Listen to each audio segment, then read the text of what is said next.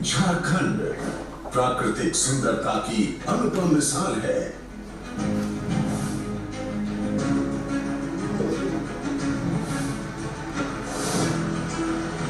करोड़ की लागत से 540 किलोमीटर लंबी 21 सड़क परियोजनाओं की लोकार्पण किया जा रहा है। आज लोकार्पण होने वाले परियोजनाएं हैं प्रदान करता है। NH-33 की शुरुआत बरही से होती है और ये खत्म होती है NH-6 बहारा गोड़ा पर। करते हुए आप सब लोगों को बधाई देता हूं, अपनी ओर से जोहार करता हूं। जो मुझे बताया गया है, जो अभी हम लोगों ने देखा है, लगभग हमारे इस प्रदेश में 2750 करोड़ का सड़कों का उद्घाटन हुआ है और लगभग 750 करोड़ का योजनाओं का शिलान्यास होना है। और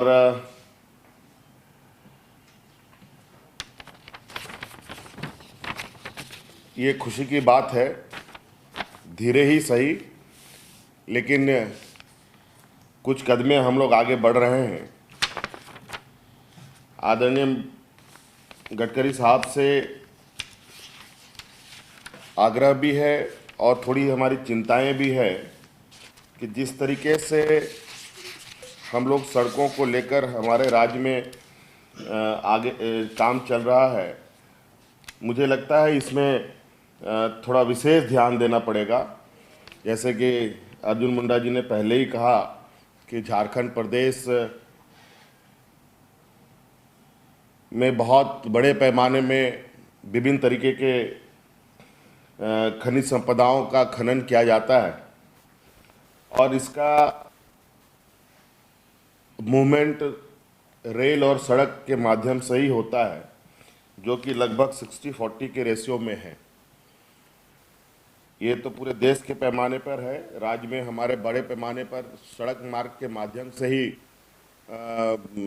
खनिज संपदाओं का आवागमन होता है। सिर्फ हमारे ही राज्य के खनिज संपदा बाहर हमारे राज्य से नहीं जाते, बल्कि उड़ीसा के भी हमारे राज्य से होते हुए जाती है, कई खनिज बाहर जाते हैं। बंगाल के भी कई खनिज संपदाएं हमारे राज्य से होते हुए ही जाती हैं। तो इस स्थिति में राज्य में सड़कों का बेहतर होना बहुत ही आवश्यक है, लेकिन इसको मैं थोड़ा सा पीछे जा कर के देखने की कोशिश कर रहा हूँ। तो हमारे राज्य में जो सड़कों को बनाने को लेकर स्थिति दिख रही है, वो जो पिछले 3 साल में हमारे राज्य में जिस तरीके से जो हमें पैसे आवंटित की गए हैं, वो 2017-18 में 205 करोड़ रुपए, 18-19 में 169 करोड़ रुपए हमें मिले और 19-20 में लगभग 500 करोड़ रुपए, और अभी बहुत धक्के मुक्के लगाने के बाद हमें 675 करोड़ रुपए मिले हैं। तो ये रफ्तार बढ़ रहा है, इसके लिए मैं बहुत बहुत शुक्रिया अदा करना चाहूँगा आदरणीय मंत्री गडकरी साहब को।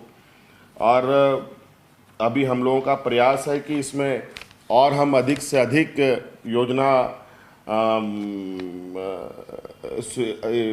के लिए हम लोग DPR आपके तक भेजें। ये बात सही है, हमारे यहाँ पूर्व में DPR बनाने में बहुत गति नहीं रही है और अभी हम लोगों ने इसमें बहुत तेज़ी से काम किया है और बड़े पैमाने पर DPR बन के हमारी तैयार है, जो भारत सरकार को प्रेषित की जाएगी। सर,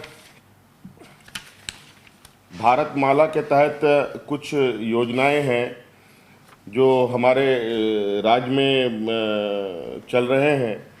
पहला योजना छत्तीसगढ़ रायपुर धनबाद, जो लगभग 260 किलोमीटर जो झारखंड के अंदर आता है, जो 140 किलोमीटर का काम चल रहा है और शेष जो 146 किलोमीटर है उसे जल्द से जल्द लिया जाए, ये हमारा आग्रह होगा। दूसरा है उड़ीसा राज्य से संबलपुर रांची इकोनॉमिक कॉरिडोर का, जो 146 किलोमीटर झारखंड के अंदर आता है, और ये टोटल ग्रीनफील्ड एरिया भी है।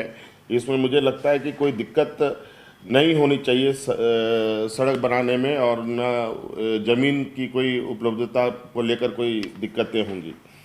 तीसरा है रांची से पारादीप इकोनॉमिक कॉरिडोर का जो खूंटी, हाटगमरिया, जामतड़ा से होते हुए उड़ीसा जयंतगढ़ होते हुए उड़ीसा जाएगी, जो लगभग 188 किलोमीटर का स्ट्रेच झारखंड में पड़ेगा सर।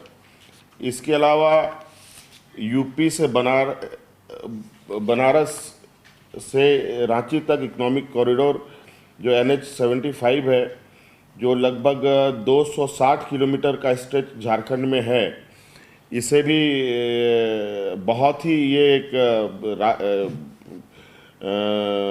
महत्वपूर्ण सड़क है, जिसमें लगभग 55 किलोमीटर का काम हो चुका है 4 लेनिंग का, और लगभग वही 200 से अधिक 204-5 किलोमीटर शेष बाकी है। इसे जल्द से जल्द लिया जाए, जल्द से जल्द इस पर काम हम लोग कर पाएँ तो हमारे लिए, इस राज्य के लिए एक बहुत बेहतर ये सड़क साबित हो सकता है।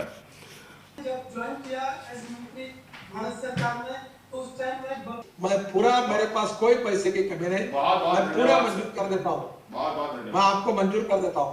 आप तुरंत मुझे प्रपोजल में PWD सेक्रेटरी को बुलाओ और उनको बोलो मुझे एक ही चाहिए, क्वालिटी का काम चाहिए, लैंड एक्विजिशन समय पे चाहिए, और फॉरेस्ट एनवायरनमेंट के क्लियरेंसेस चाहिए, और आप अधिकारी मुझे अच्छे देकर निकाल के दे दो।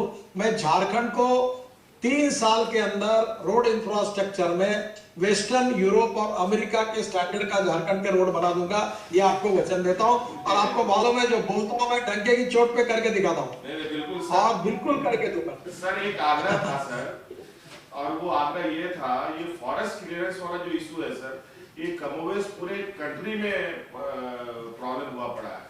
हमने प्रधानमंत्री साहब से रिक्वेस्ट भी किया था। पहले हमारे पास कुछ राइट्स थे सर फॉरेस्ट क्लियरेंस को लेके, लगभग 5 एकड़ का क्लियरेंस लेने का एक ये था, स्टेट गवर्नमेंट में ही एक प्रोविजन था, और वो शायद लैप्स कर गया है। और इसको सर वो लैप्स इसलिए होता है, मैं आपको एक प्रश्न पूछता हूँ, नाराज मत होइए। आपके अधिकार में जो फॉरेस्ट एनवायरनमेंट क्लियरेंस की परमिशन मिलती है, एक बार पिछले 5 साल में जो दी है, कितना समय लगाया आपके राज्य सरकार में, थोड़ा अंदाज उसका ले। फॉरेस्ट के अधिकारी, ये कैडर जो है, ये पूरे देश का, इनके प्रति मैं बहुत नाराज हूँ।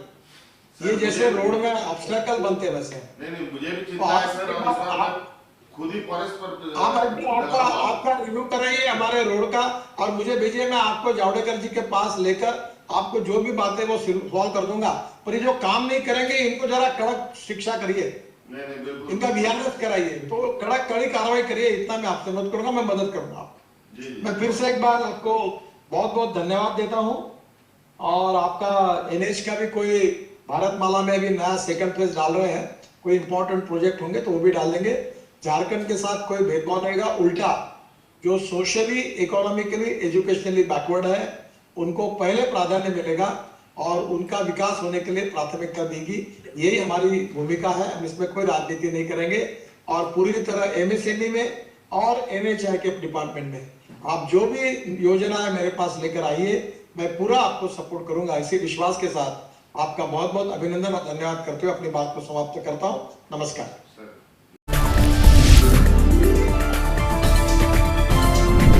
आप देख रहे हैं स्टार D न्यूज़, हर खबर का असर।